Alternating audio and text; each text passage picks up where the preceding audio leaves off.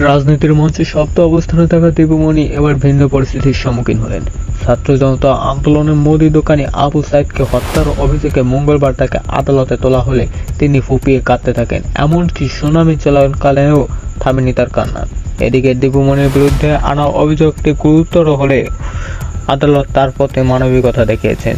রীতিমতো নিয়ম অনুযায়ী হাতকড়া পরানোর নির্দেশ থাকলেও সেই নির্দেশের বাস্তবায়ন করা হয়নি। এ নিয়ে আদালত প্রাঙ্গণে হট্টগোল সৃষ্টি হয়। আসামি জয়কে হাতকড়া পরানো হলেও নারী বিবেচনায় পরানো হয়নি হাতকড়া দীপুমণিকে। আদালতে আসামির পক্ষে এক আইনজীবী তাদের রিমান্ড বাতিল ও জরিমানা চেয়ে আবেদন করেন। শুনানি শেষে আদালতে 4 দিন রিমান্ড মঞ্জুর করেন।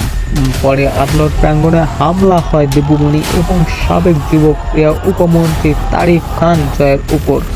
একসময় ডাক্তার দীপুমণিকে মারধরের চেষ্টার অভিযোগে ওঠে। এর আগে গত সোমবার রাতে রাজধানীর বারিধারা এলাকায় একটি বাসা থেকে ঢাকা মহানগর গোয়েন্দা পুলিশের দল দীপুমণিকে গ্রেপ্তার করেন। তো ভিডিওটি ভালো লেগে থাকলে অবশ্যই চ্যানেলটিকে সাবস্ক্রাইব করে বেল আইকন বাটনটিকে অল প্রেস করে দেবেন। সম্পূর্ণ ভিডিওটি দেখার জন্য ধন্যবাদ।